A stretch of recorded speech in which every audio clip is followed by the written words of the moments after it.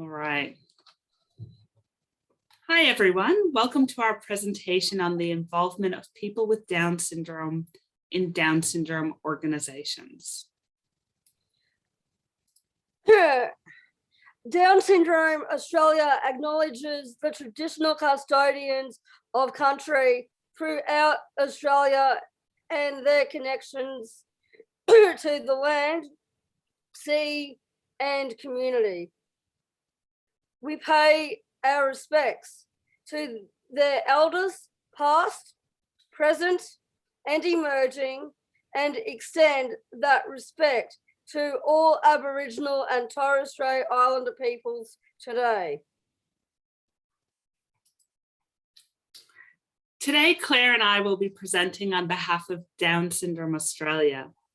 My name is Ellen Skladzien. I'm the CEO of Down Syndrome Australia, and I've been working with DSA for about 5 years now. My name is Claire Mitchell.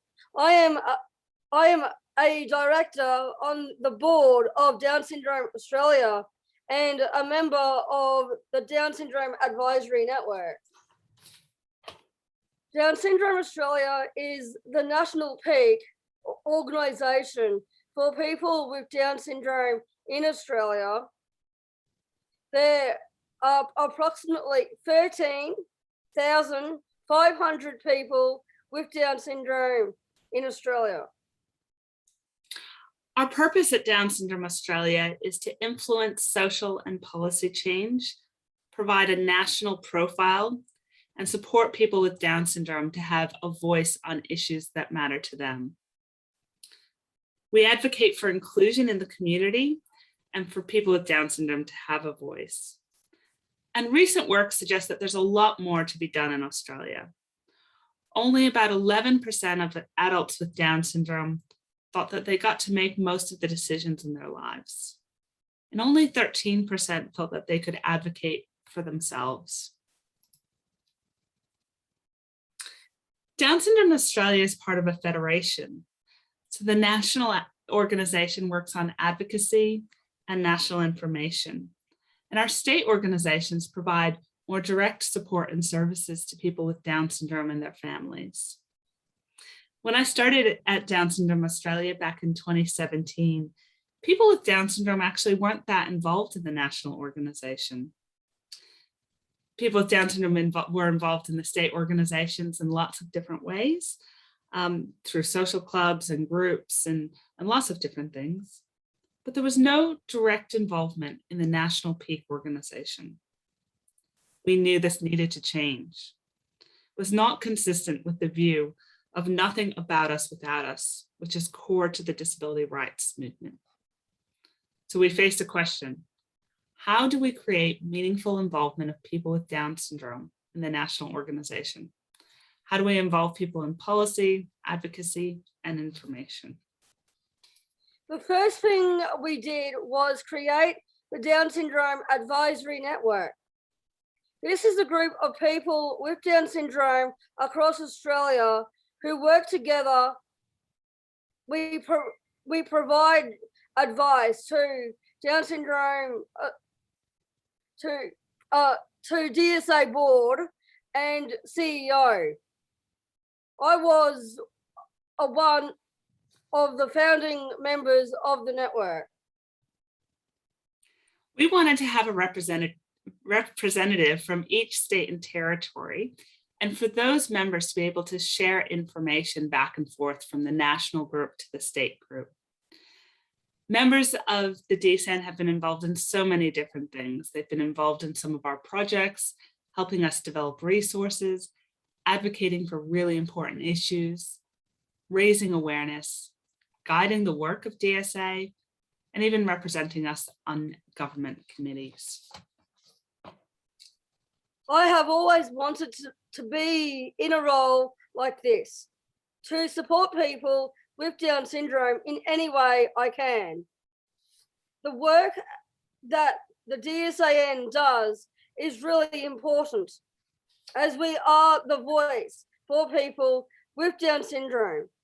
I really enjoy the work and being part of the team. I am very committed to the role. It means a lot to me. Thanks, Claire. And what do you feel like you've learned as a member of the DSAN? I have learned so much. I have learned skills around leadership, teamwork, self-advocacy, procedures, and presenting. Skills such as appropriate meeting behavior, accepting different opinions, being respectful, organized, and to listen. We all have different strengths and abilities, and we can achieve so much when we are passionate about our work. And how has being a DSAN member been important to you? It is important to me. Being a member of a team that has raised the awareness of the abilities of people with Down syndrome and their right for inclusion in their communities. Personally, it has been a wonderful and fulfilling experience, one that has supported me to be involved in the things that I am interested in and in my own personal development. Thank you, Claire. We realized that it was important not only to have advocates working with us, but also to support new people to get involved. In 2019, we developed a Becoming a Leader training package to support people with Down syndrome to learn new skills. And we worked with the advisory network to actually come up with what we should include in the training. The training has 4 modules. People learn about meetings, rights, public speaking, and leadership. And the training involves practical activities, information, and videos, and it's co-facilitated by people with Down syndrome. And the idea was to support a whole new generation of self-advocates to develop skills and expertise. And we've had about 200 people with Down syndrome complete this training, which is really exciting. From the beginning, when we started thinking about how we were going to involve people with Down syndrome, we thought that involving them in the governance of our organization was really important. Now we know this is just part of what we want to achieve. In the early days, we had a member or the chair of the Down Syndrome Advisory Network come to the meetings as an observer. This helped us in a lot of ways because we started to think about how we could make board meetings more accessible. In 2020, Claire was appointed as a director of Down Syndrome Australia. She is an equal amongst all of the directors that sit on our board. This was such an important milestone for our organization. We needed to make changes to how we ran board meetings. So we did make some changes. We tried to provide more accessible information. We changed the way that we work on our finance information, provide a support worker to work with Claire both before and during board meetings. And after each board meeting, we try and have a debrief to learn about what's worked and what we can do better. So Claire, I was hoping you could tell us a little bit about what it's been like for you to be on the DSA board. What's been the best part of being a director? The best part is being like everyone else, because I believe that people with Down syndrome and other disabilities can contribute in these professional positions. I am honored to have this role and am proud to be part of Down Syndrome Australia. What's been more difficult about your role?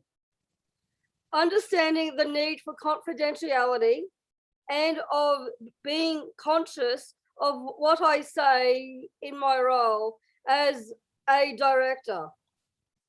Also learning to not misinterpret or take things out of context has been a challenge. I have been well supported. I will always ask for help when I need it. Thanks, Claire. And how has being a DSA board director been important to you? Being a director is important to me. It's history making. Absolutely. Being a role model, and because I care about people with Down syndrome and that we all need to live together in an inclusive world. Thank you, Claire. One of the other things we've done more recently is to move to employing people with Down syndrome in our organization. We have a national health ambassador program where people with Down syndrome are working with healthcare professionals about how to best include people with Down syndrome in their own health conversations. We also have a new employment ambassador program where we again have people with Down syndrome who have experience with employment, talking with employers, trying to raise awareness and provide information. We also pay people with Down syndrome to co-present a number of our workshops and to assist in the work we do around building capacity.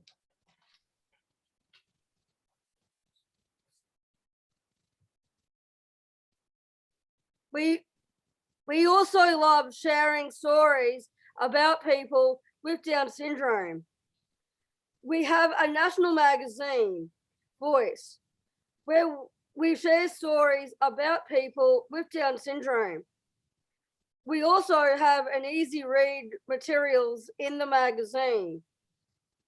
During March, we have a World Down syndrome countdown on Facebook. We share 21 stories over 21 days. These stories are from people with Down syndrome. We also share stories about people with Down syndrome on social media.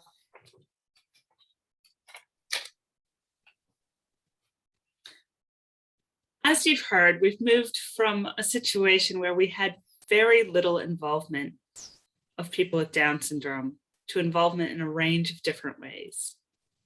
But has this made a difference? And the clear answer for me is yes.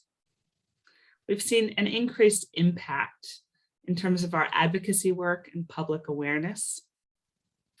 We can now say that we're true to our own values of inclusion. People can see us leading the way in our own organization. And this has meant that our organization has increased its credibility, and we're now really recognized as fully representing the views and experiences of people with Down syndrome. This has also had a practical impact in terms of increasing our success with funding applications, because people can see that we have a clear way for people with Down syndrome to get involved in the work that we do. So I'll bring you back to the start of our story.